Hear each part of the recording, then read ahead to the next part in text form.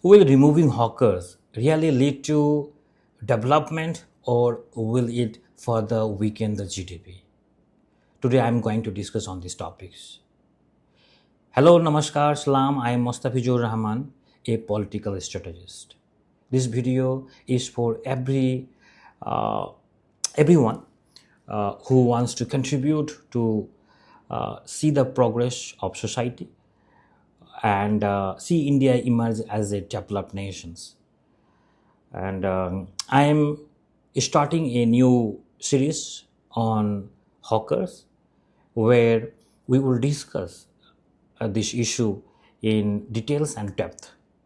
The role of hawkers, their contributions to the economy, their challenges, possibility for rehabilitations, and policy solutions will be all covered in this series. Okay, your opinions and questions will also be an important part of these discussions. Stay connected. Today we will discuss and an issue that may appear to be administrative decisions related to city beautifications or traffic management. Behind it lies the livelihood crisis of millions of people. We need to understand these things, okay? The ongoing effort to remove hawkers from roads across West Bengal, every districts, risings and important questions that what is the real economic impact of such actions? As a developing nations, can we realistically eliminate hawkers from our street in this stage? Our nation is a developing nation or developing economy. Let us analyze this issue not through emotions but through fact, data, and economics. Okay, those who believe that hawkers only create traffic and fail to understanding the real structure of the economy.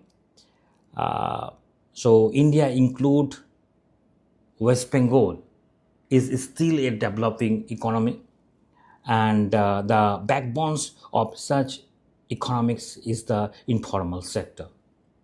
Approximate 45% to 50% of Indians' GDP comes from the informal sector. We need to understand these things.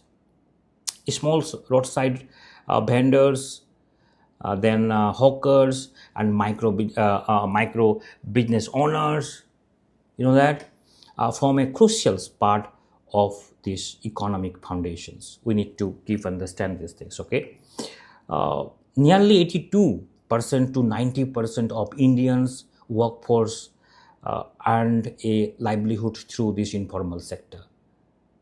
If hawkers are removed overnight without creating alternative employment opportunity, the flow of the flow of cash is local market will decline, purchasing powers will decrease, and GDP growth could face direct negative pressure. We need to understand these things. Okay, some may ask, might be asked, they that some people's may ask that developed countries do not have hawkers occupying public roads. People often say like that type of things. Why should we keep that type of hawkers in our roadside?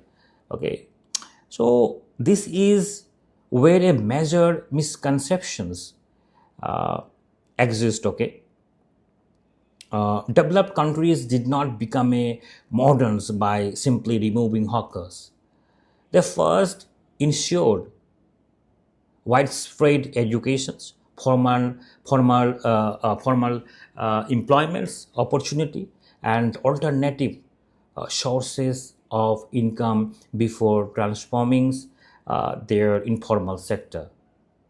Only when society become fully educated, formal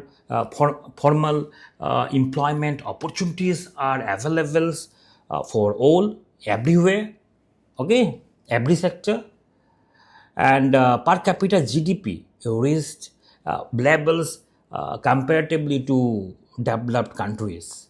Can the that informal sector systems be transformed without causing major economic disruptions? Then we could shift. Otherwise, can't.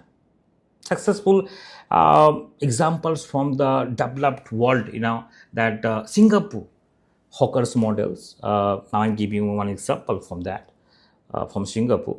During this 1950s and 1960s, Singapore situations was very similar to that a present day Kolkata and many Indian cities.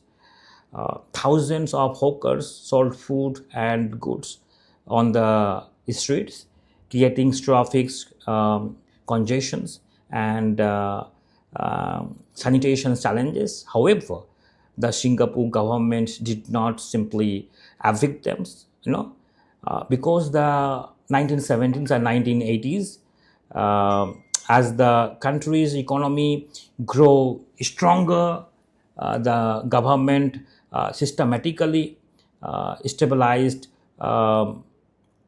permanent hawker center on that time, okay, in the Singapore. They create this center provides affordable rental space, water supply, electricity, clear sanitation facility.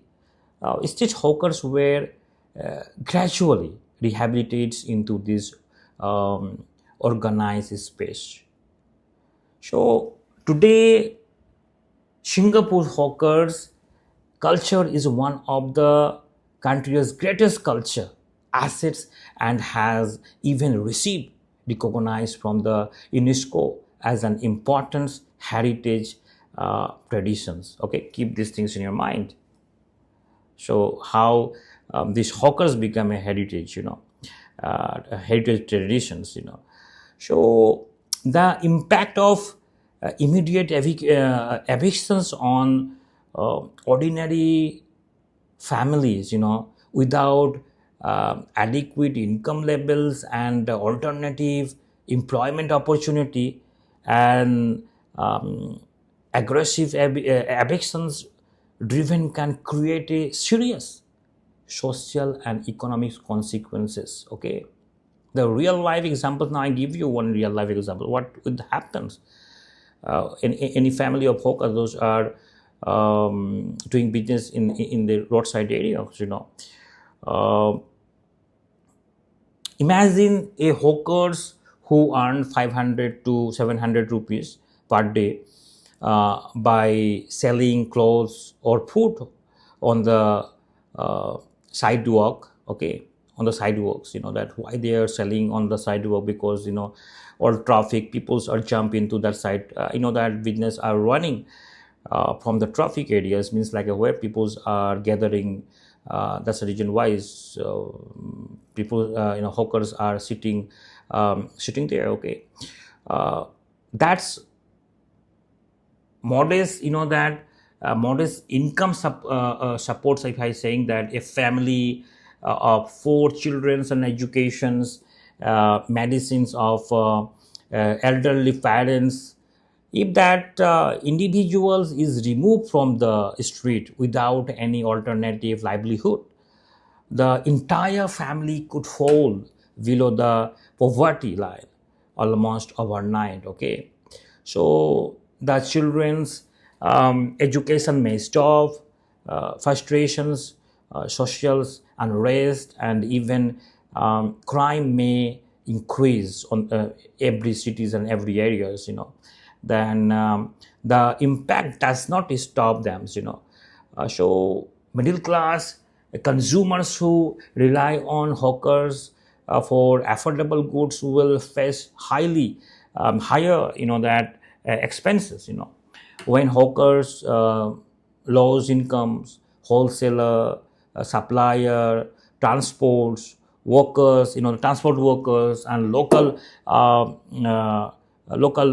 producers also suffer financial losses. Each and every peoples are those are chains are connecting each other. Peoples are suffering financial losses.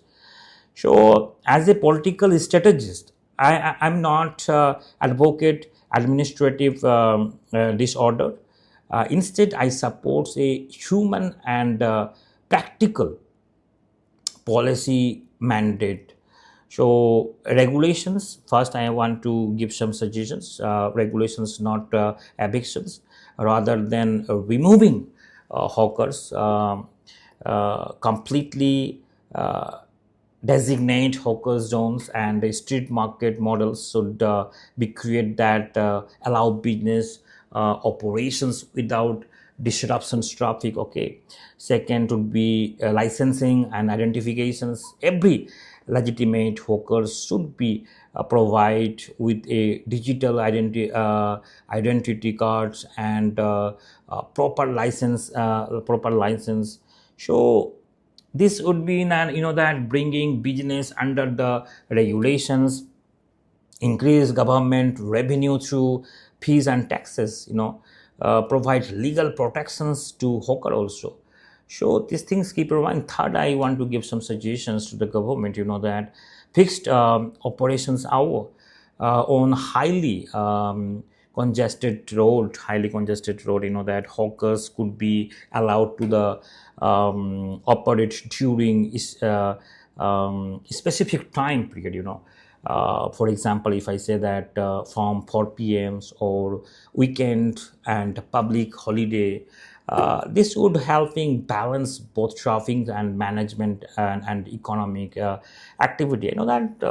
That areas governance, that could discuss with local people, and they could create these rules and regulation. It would be very important, that if I were to summarize these discussions, that in one sentence, it would be the economic exist for peoples.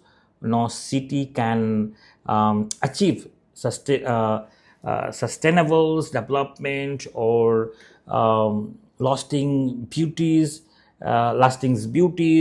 um, depriving peoples of their livelihood. Let us raise our voice to support of constructive and human alternative, that until the government provide a written and practical rehabilitations blueprint for every effective hawkers. Such large scale evictions events should be reconsidered. What is your opinions?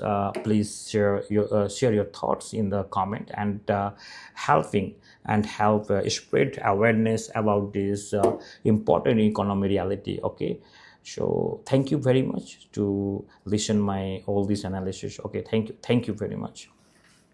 Namaskar.